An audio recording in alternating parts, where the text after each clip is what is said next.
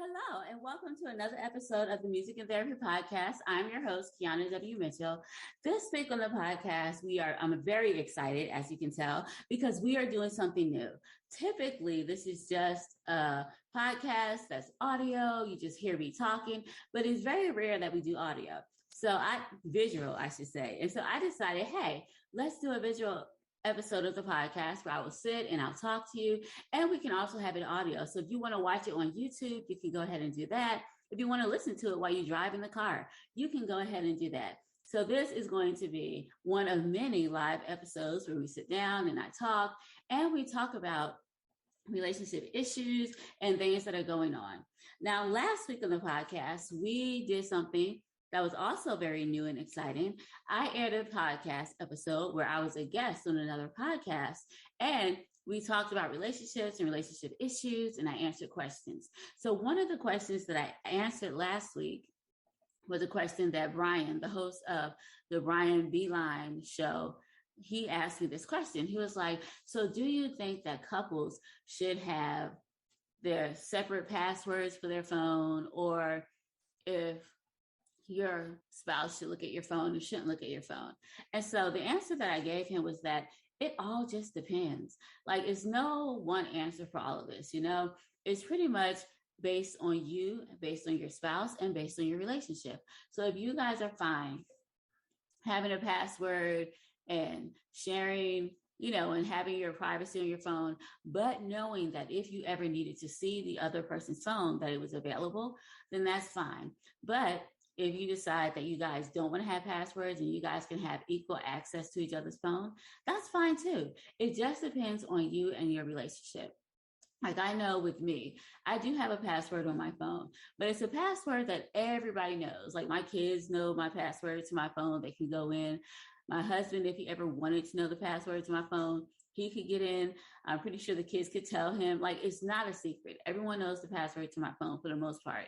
But my husband never goes on my phone or looks at it, even when I tell him he can. It's just because that's just how we do it. Like, we give each other privacy. But he knows that if he ever wanted to look at my phone or look at anything on it, it's free because it's an open book. Like, there are no secrets on my phone.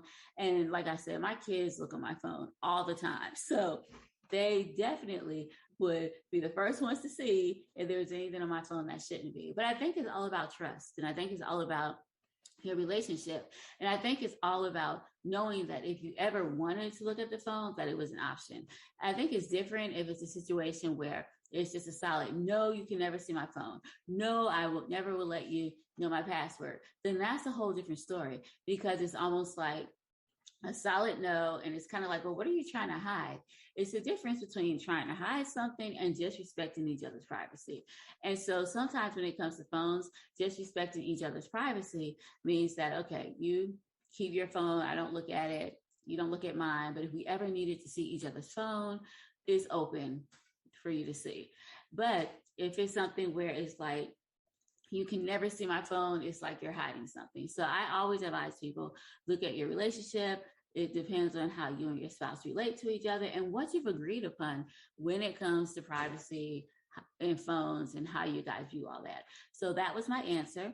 And if you guys want to hear any more answers like this to any of your questions, then I suggest that you go to either the show notes if you're listening to the podcast on audio, or you can look in the video description if you're watching on YouTube, and you can definitely click the link to last week's episode.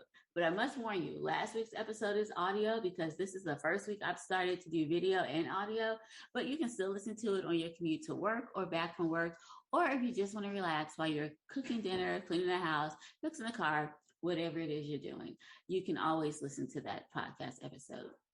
So don't forget to listen to the full episode of last week's podcast.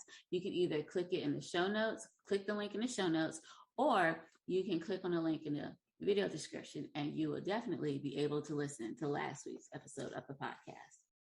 So this week on the podcast, we are going to be talking about how it starts with you. And I know you're probably asking, what starts with me? Well, having a good relationship, improving your relationship starts with you. Now, I know it's easy to just say, If only he would change. If only she would change, then things would be better. If he wouldn't do this, then I wouldn't do that, and things could get better. Or if she only did this, then things would get better. But I'm here to tell you that's not how that works. That's not the case. So many times in relationships, we think that it's up to the other person to start the change, to determine whether things change in our relationship, even if it's both of you. I've even heard some people say, both of you have to work on it together in order for things to change. But I'm here to tell you, two people don't have to work on a relationship or a marriage in order for it to change. It just takes one person to change and stand up and be like, no, I'm going to work on this for it to work. Now, I'm not saying you can force your spouse kicking and screaming down the hall of staying married if y'all are headed for divorce, anything like that. I'm not saying that. But what I'm saying is if you are in a marriage and your marriage is rocky and you're having some issues and you can't figure out what the problem is, then I am here to tell you that you can be the catalyst for change in your relationship. Now, a couple weeks ago, we talked about several things. Now, we just started season 7 of the podcast. And this season, I wanted it to be different. Typically, we talk about relationships and relationship issues and what you can do to make your relationship better. However, this time, I want us to kind of do things different in season 7. I want it to be more informational, informative, and things that you can do. I want it to kind of be more hands-on, like this is what you can do. This is how you can do it. These are things you need to start doing rather than just picking any specific topic. Now, I will do topical podcasts from here and there where we talk about different issues and what you can do. But today, I want to talk about what you can do if you see that your marriage is not working out. If you see that things are bad and you just don't know how to fix it. Like, I just want to tell you what you can do to fix your marriage. So in season 7, we talked about several things. We talked about how it is possible for you to save your marriage. I talked about things you can say instead of I want a divorce in case you just use divorce as leverage, or when you're frustrated, you always just throw I want a divorce. I talked about what you can say instead. And then last week, we did an episode on my take about relationships and marriage where I answered a lot of questions. So this week, we are going to talk about how saving your marriage, improving your marriage, fixing your marriage, whatever you want to do to your marriage starts with you. Yes, even destroying your marriage can start with you. So when it comes to your marriage, everything kind of starts with you. And I say that because you cannot change your spouse, right? Okay, so that's agreed. You cannot change your spouse. And since you can't change your spouse, you can't make him or her do something that you think they quote unquote should do. So since you can't make them do anything that you think they should do, you can't make them stop doing things that you think they shouldn't do.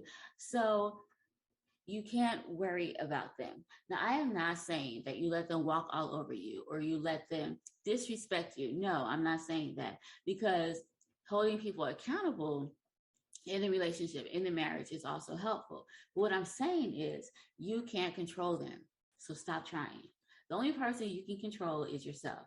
So if you're not happy with the way things are in your marriage, then you need to look at you and see what you can do to fix the marriage. Now, there are some things that you can do to improve your marriage. And the first thing is realize, recognize, acknowledge, and accept that you cannot change your spouse. Just understand you can't change them. So since you know you can't change them, you'll know that nagging them to change or do something is not going to work. You can't manipulate them to do anything. That's not going to work. You can't force them to do anything they don't want to do, because that's not going to work. So once you realize that, accept it. That's the first thing you can do. Accept that you cannot change your spouse. Number 2, realize that you are part of the problem. It cannot be a problem unless there are 2 people. And when I say this, I honestly mean it. Like, even if someone is wrong, okay, let's say your spouse come in, they're angry, they're upset, so they just start yelling at you. If you actually don't respond to them when they're angry and you walk away, there couldn't be an argument. So we have to acknowledge that even though we are not at fault and what's going on, it's not our fault. The way we respond to things can escalate a situation. The things we can say can escalate a situation. So if you see that things you're saying is taking a conversation from like here all the way up to here, then you should probably not say what you're going to say. It all starts with acknowledging what you do, owning your part in it, because it takes two people. It does. Marriage takes two people to work. It takes two people to argue. It takes two people to mess things up. It takes two people to react. It takes two people. So if he or she is doing something that is bugging you, you don't necessarily have to react to escalate the situation. For example, let's say that you guys are having an argument, right? And so there's an argument. He's mad at you, she's mad at you, whichever the case may be. And then you get up and you say something like, oh, well, you think this is bad, then such and such and such and such, and you just throw up something that happened in the past. So, of course, it's like there's a fire, but by what you said, you threw gasoline on the fire, so the argument just escalates out of control. So we have to acknowledge that whether we started it, we are participating in the dysfunction in our home. So that is what we have to realize. We are part of the problem. You are part of the problem. So it can't just be him. It can't just be her. It has to be both of you. You guys are in a situation where there is a problem. He is part of it. She's part of it. Or she's part of it. And he's part of it. So you are part of that two dynamic, are part of the problem. So no matter what the problem is, you are half the problem. So if you work on yourself, you fix half the problem. Half the battle's already been won if you start to work on yourself. Number 3, you have to acknowledge and realize that you keep doing the same thing over and over. So if you want to improve your marriage, you have to stop doing the same things over and over. You have to be able to recognize this is not working. If you want your spouse to do something and you see that you've been nagging them for like 5 years and nothing has changed, then maybe you should stop nagging him. It all depends on what the problem is. So if you see that what you're doing is not working, stop doing that and do something different. You may even want to ask yourself, like, okay, so what do I want? What's the desired result? Okay, so I want this to happen. So when I do this, that does not happen. This happens instead. So recognize where you're going wrong. Recognize where you are actually making things worse instead of making things better. And then stop doing what you're doing that makes the situation worse. It all starts with you. So you stop doing that, then of course this is going to get better because you have not added the fuel to the fire. You've not joined in this discussion. You've not joined in the conversation or the argument. So things will get better because you have not escalated the situation. So you have to understand why you keep doing the same thing that you keep doing and then stop doing that thing that you're doing. Number 4, you have to take away your negative view of your spouse. And yes, I know it can be hard sometimes, especially if you guys are not in a good place, or especially if you're angry and it seems like they're not listening or they don't care. But the more you think negative about someone, the more it becomes reality. Take, for instance, I'm afraid of animals, okay? Except for fish and except for turtles. So whenever I see a dog or whenever I see a cat or whatever, I automatically say, that animal's probably going to try to chase me. 9 times out of 10, the animal did chase me. Why did the animal chase me? Well, no, I didn't throw anything at it. I didn't do anything, but it's because of my perception. So if they jumped maybe at a butterfly or they jumped at something they saw in the grass or whatever, I automatically assume, because I keep telling myself, oh, they're going to chase me, that they're coming after me. So then, of course, I start to run, which makes the animal start to chase me. So that is the whole point. It's like your perception becomes your reality. What you think about your spouse is actually who they become. So if you think that they're a jerk, then the more that they do, even if it's tiny things, and you keep telling yourself negative things about them, then it's going to become your reality because that is how you're going to see them. That's the picture you're constantly painting about your spouse, and that's all you're going to see. So you need to kind of change your mindset. Stop thinking about them as a jerk. Stop thinking about them as this horrible person who's just trying to make your life miserable. Stop thinking of them that way. And it helps if you can maybe think of one positive thing about them. Think of something positive. Oh, my wife I like that my wife likes to help me, or I love that my husband makes sure gas is in the car. Even if it's really small at first, think of something positive every day to tell yourself about your spouse so that you can begin to see them in a different way. You can build up gratitude and you can change the image that you may have painted about them in your mind. Another thing that you can do to help your view of your spouse and change your marriage right now is for you to focus is to stop focusing on what they're doing. Okay. Now, I don't know your situation. I don't know what's going on in your marriage. I don't know if you guys are at the point of divorce. I don't know if you are at the point of, as I call it, no return, or if you guys are just arguing and can't figure out what's going on, or if you're in the beginning stages of just having dysfunction and chaos in your marriage. I don't know where you are, but what I do know is that the more you focus on what's going on around you, the more anxious you're getting, the more depressed you're getting, the more desperate you're getting, and the more frustrated you're getting. And when you are feeling frustrated, desperate, depressed, angry, all of these things, it is not good for you, and it's not good for your marriage. Because even if they're doing something that's totally wrong, and they could be doing something that's totally wrong. All you're doing by holding up all this pent up anger and frustration and stress is hurting yourself. And when you are frustrated and stressed, then it usually has an avalanche of several things happening. So if you feel desperate and feel like your spouse is not talking to you and like they're just avoiding you, then you may get to the point where you're begging them to talk to you or nagging them or like, why won't you talk to me or something like that. And that does nothing but push them further away. So what you have to do is stop focusing on what they're doing, okay? And focus on yourself. When I say focus on yourself, you need to make sure that you are healthy emotionally, make sure you're healthy spiritually, make sure you're healthy physically and mentally. So in essence, work on your body, your mind, body, and soul, and your heart. Because when you work on those four things, that actually helps you with your mental state. It helps you make better decisions. It helps you get in contact and in touch with yourself. And it also helps your marriage because your spouse will say, oh, she's not nagging anymore. Or your spouse will say, hey, he's not bothered. He's not arguing with me like he used to. So the point of what I'm trying to tell you is this. If you want to improve your marriage, you have to work on yourself. That's how you have to do it. You can't work on your spouse. You have to work on you because if you work on you, you have already improved your marriage by 50% because you work on yourself. If you work on you and understand why you do the things you do and what you're doing that is actually escalating the situation and you stop those behaviors, then you are improving your marriage and things will definitely get a lot better. Not because he changed, not because she changed, but because you changed.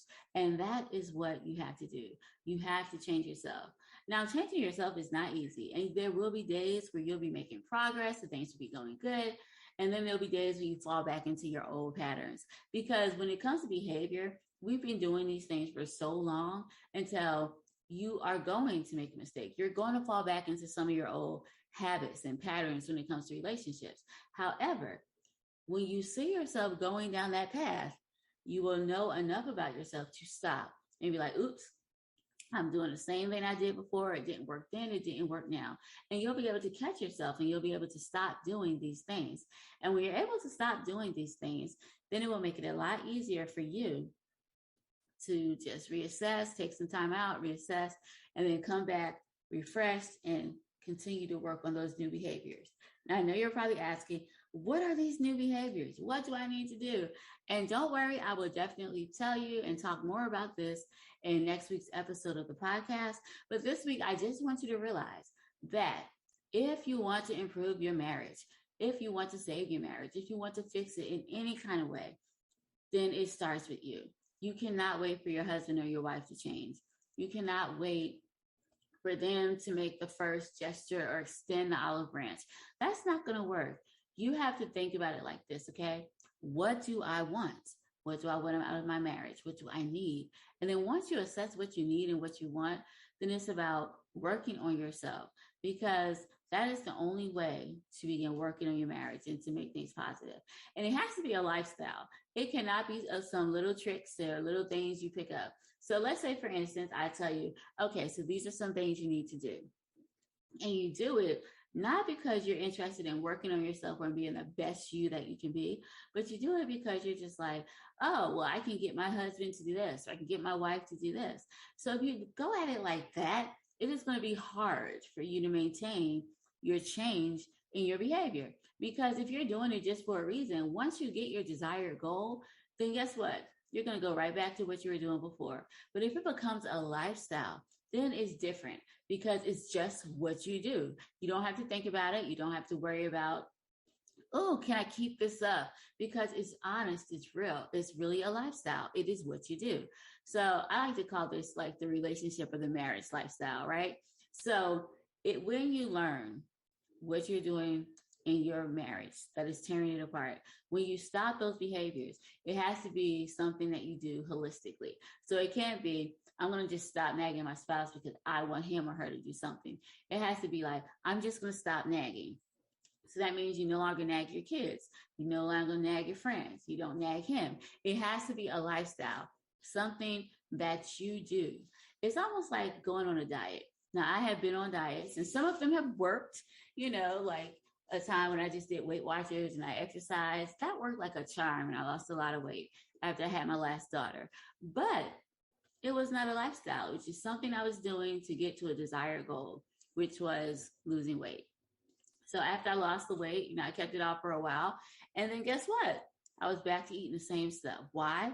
Because I was just trying to reach a goal. I wasn't trying to make it a lifestyle. I wasn't trying to eat healthy because I wanted to be healthy and I wanted to have a healthier lifestyle and I wanted to do things with my kids and be outgoing and take them out to the park. I didn't exercise or lose weight because of that. I just wanted to go down to 120 pounds. And so once I got my desired goal, I was able to maintain it for a little bit, but it wasn't something I was able to maintain for a long period of time.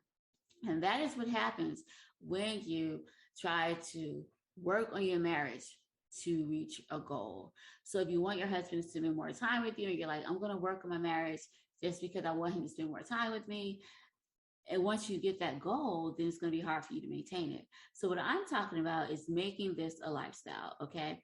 So instead of just saying, I'm going to do this because I want my marriage to work and I want us to be good and I want to fix this, say, I'm doing this because I want to be a better person. I want to be a better wife. I want to be a better mother, or I want to be a better husband, a better father. Like whatever it is you want to do for yourself, do that.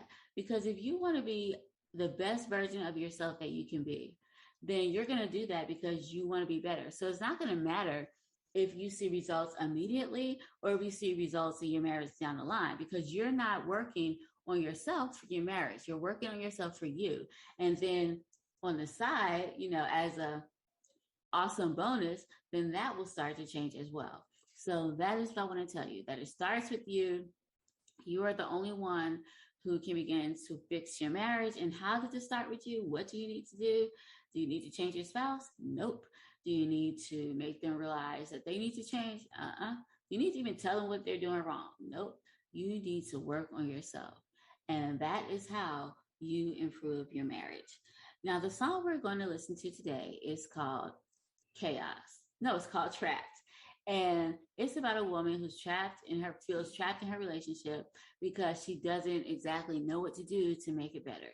So here is the song, Trapped.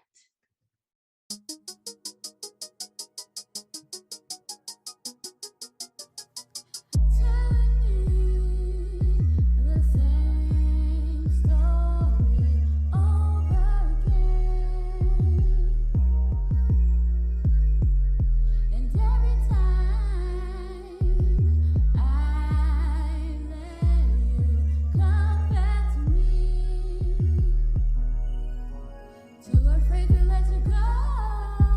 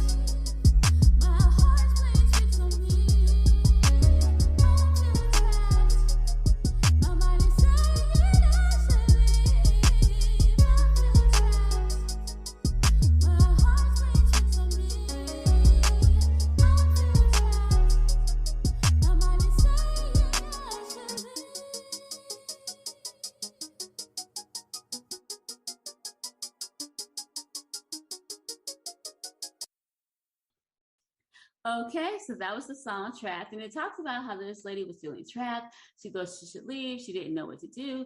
And it's because she didn't understand the whole principle of improving your marriage, fixing your marriage, saving your marriage. If you want to do any of those things, that it starts with you. Now, before I end the podcast, I would like to thank you so much for being here with me today. It absolutely makes my day every single Wednesday when I get a chance to talk with you, hang out with you guys, and talk about relationships. Now, we are going to be doing something different, and I'm super excited to tell you about it. Within the next couple of weeks, we are going to be starting the You Are What They Think You Are. Yeah, they are what you think they are challenge. And this is a challenge that we can do for 5 days. And we're just going to see how saying one positive thing about our spouse every single day for 5 days can actually change the way we view them, the way we think about them. So we're going to be starting that in a couple of weeks. Next week, I do plan to have a sign-up list for you if you're interested in being part of this challenge. And then I can send you some information on like some positive things you can say, like give you some examples of how to start this positive thinking. Because believe me, if you've been thinking negative about your spouse for so long, it might be a little difficult to come up with something like nice. So we're going to have like little examples. I call it my niceness cheat sheet. And I will send that to you so that you can definitely have something to look on to help you say something nice about your spouse. So we'll be doing that next week. I'll have the sign-up sheet all ready for you. And all you would have to do is click on the link in either the show notes or the description in the video. And you would definitely be able to get the sign-up sheet and get the niceness cheat sheet sent out to you. So we'll be doing that. And this is all going to lead up to our 3-day marriage boot camp that I'm super excited about, but I will tell you more about that next week. All right. Well, guys, I enjoyed talking to you. If you love the podcast as much as I love spending time with you and hanging out with you, then I do request and I do ask that you would like subscribe to the podcast wherever you listen to podcasts, or if you're watching on YouTube, you can subscribe to this YouTube channel and you will get the podcast every week. You'll get anything that I do, it'll just pop up. So make sure you subscribe so you can see it in your notifications when there's either a new video or when there's a new podcast. I would also like to encourage you to leave a review. Let me know how much you are enjoying the show. And if you have any questions or anything else you want to discuss, feel free to reach out to me. You can reach out to me in the comment section, or you can reach out to me on our Facebook page or our Facebook group, and I'll have all that information for you in both the show notes and the video description. So yeah, feel free to reach out. I will get in contact with you. I will answer your questions, and we will do what we can to help you improve your marriage. Because I realize that sometimes when it comes to improving your marriage, you want to do it. We all want to do it, but it's just very difficult, especially if you don't know what you're doing or if you haven't seen any positive relationship or marriage examples. So we are going to be talking about all of these things. So if you have any questions, just feel free to reach out to me and I'll get back in contact with you as soon as possible. All right. Well, I think that is all for today. Like I said, feel free to reach out to me. All my contact information is either in the show notes or the video description. So let me know any questions or if you want to get in contact with me. All right, I think that is it. So until next week, have an amazing day, a wonderful weekend, and try to think of something positive about your spouse.